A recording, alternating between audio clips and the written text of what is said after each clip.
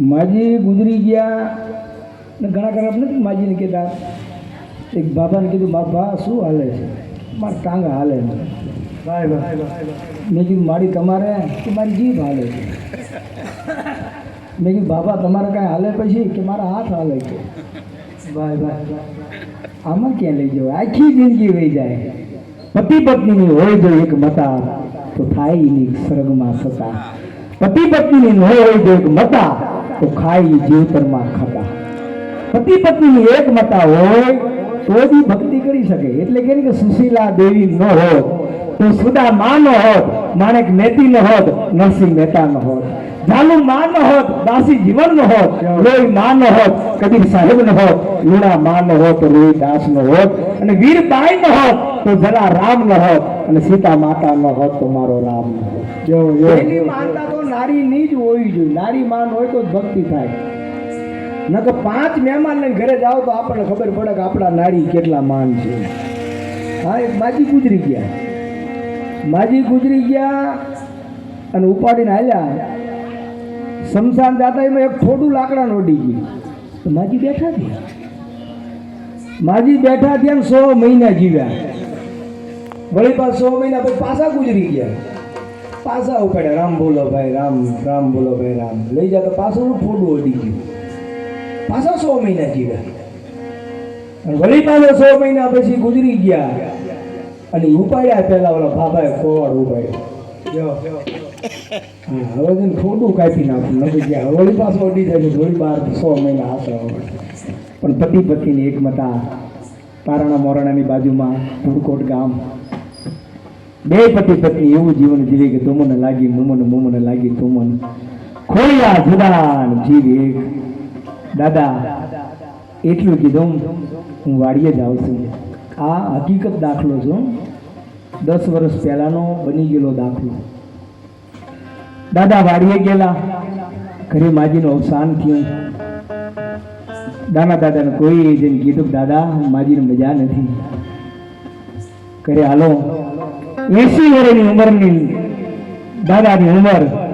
ધીરે ધીરે લાકડીના ટેકે ટેકે ઘરે આવ્યા. વાહના બધા ભેગા થઈ ગયેલા. દાદાએ આમ દ્રષ્ટિ કરીને એટલું કીધું ભાઈ શું થયું છે? કે માજીને મજા નથી. પણ આમ માજી હમું દ્રષ્ટિ કરીને તો સદાય એની માટે સ્વર્ગસી થાય.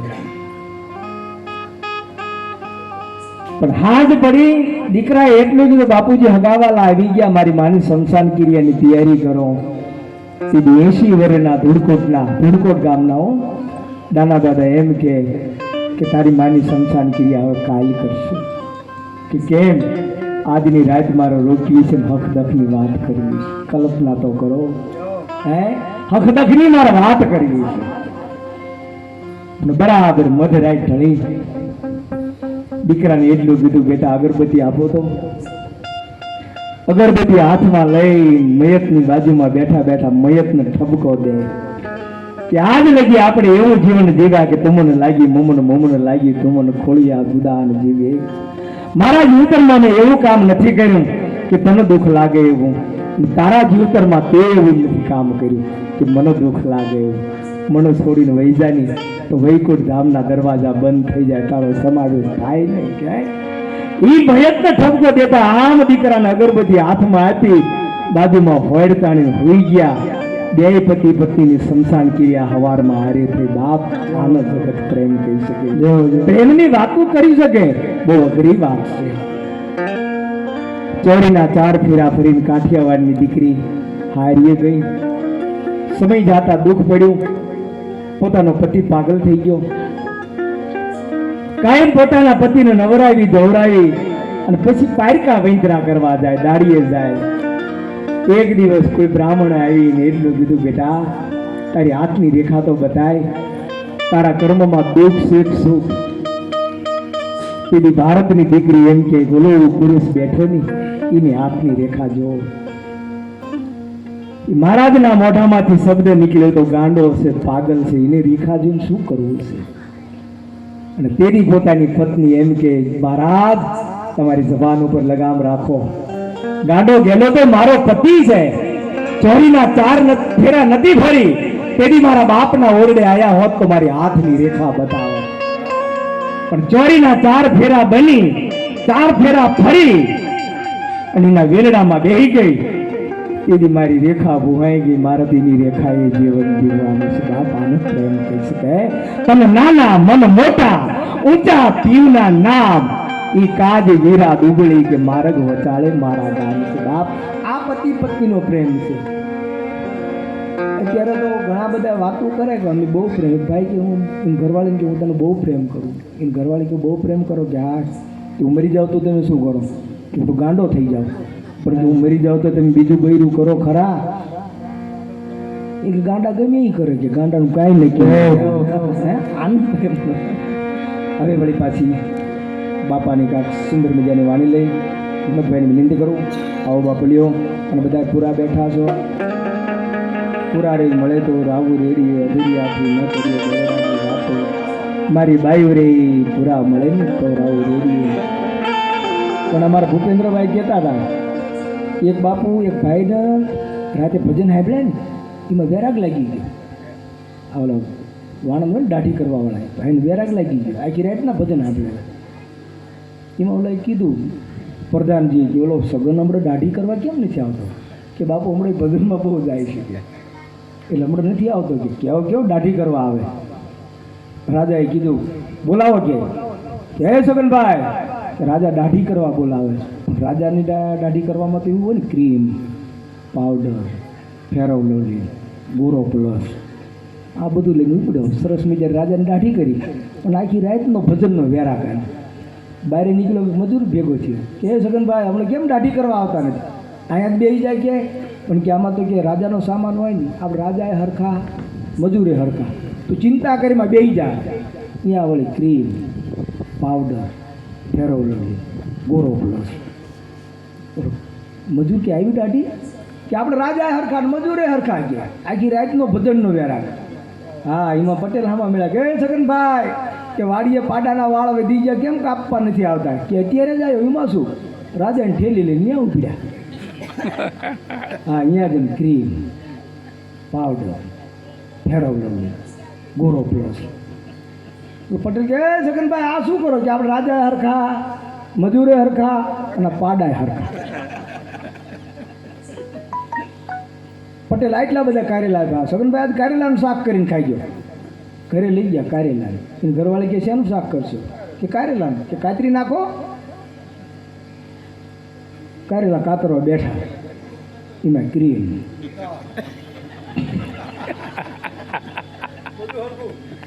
ફેરવ લવલી ગોરો પ્લસ. એને ઘરવાળી શું કે આ શું કરો છો? જો આપણે રાજાએ હરખા મજૂરે હરખા પાડાએ હરખા ને કારેલા હરખા, આપણે કોઈ ભેદભાવ નહીં. આવો વેરાગ લાગે. અને તમને વેરાગ લાગે ને સવારમાં જુનાગઢ બાજુ હાલતા થાવ એવો મારો કોઈ ઈરાદો નથી. કારણ કે અમે અદભુત વાટવાના સુંદર મજાનું આવે હિંમતભાઈ તાલી ભેગા.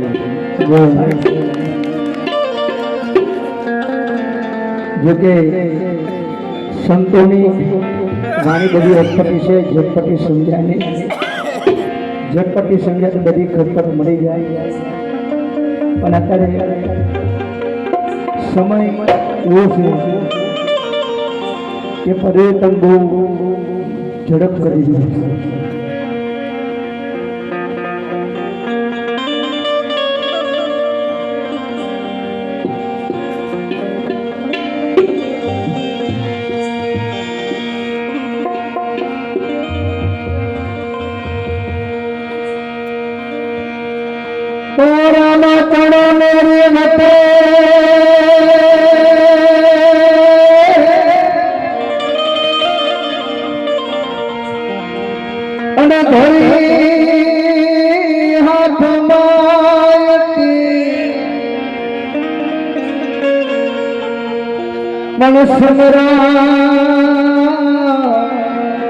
આજે તરો સાયબ દાદ રે અરે રે જન ધન રામાયતી રવા પેણી યાદ કર્યા આગળના ચાલુ થયા એટલે ફટાફટ યાદ કરી એ મારા રામા રે ગાડી રે તારે આ મહિમા ગણે રે રે આવજો એ ભોલા આવજો મારી નૈયાને તારો મારા રામા ગણી રે તારો મહિમા ગણે રે આવજો એ ભોલા આવજો મારી નૈયાને તારો મારી નૈયાને તારો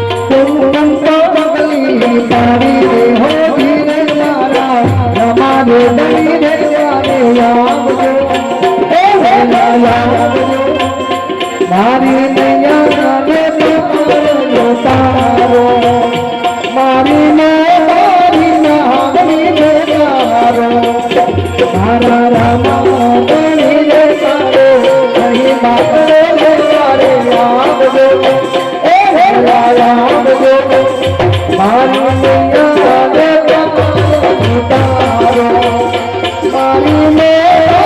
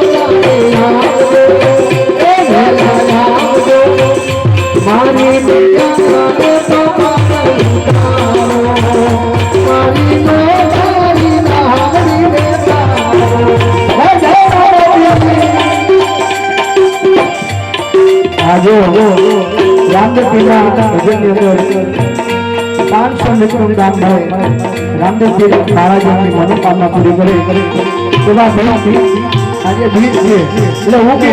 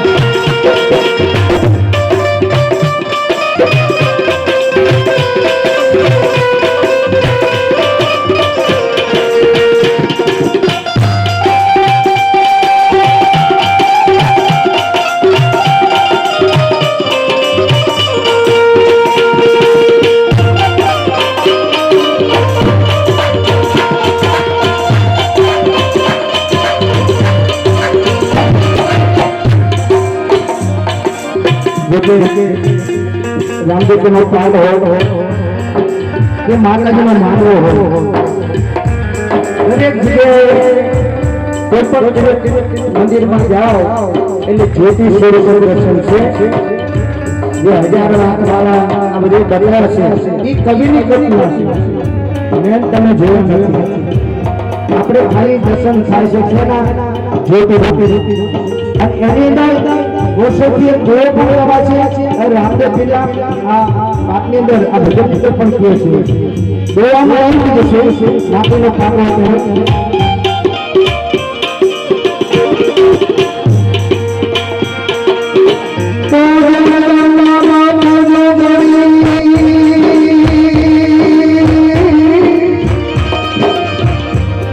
અને મારી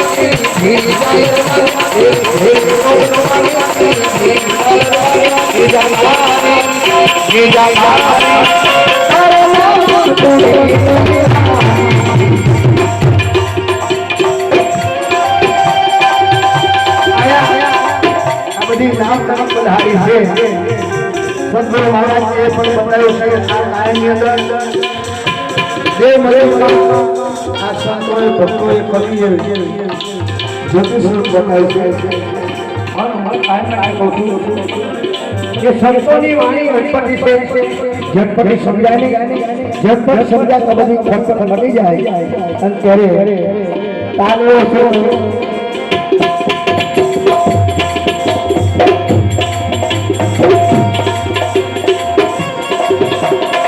संतोनी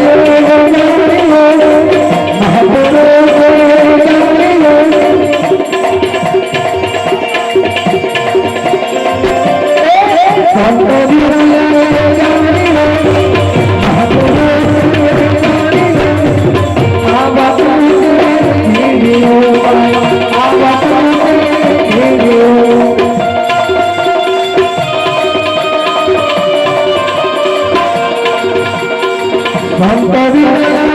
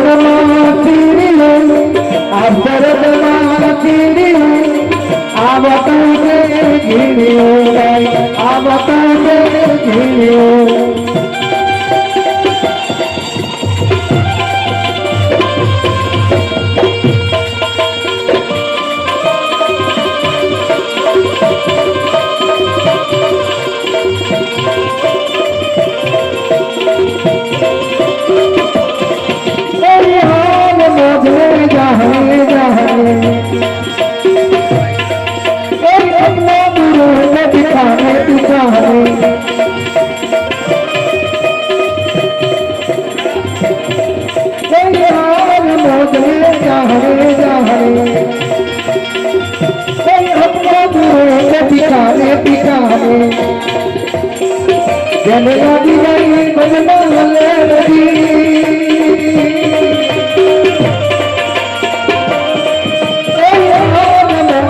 જા હવે अपना गुरु को जाने की रामदेव जी महाराज ने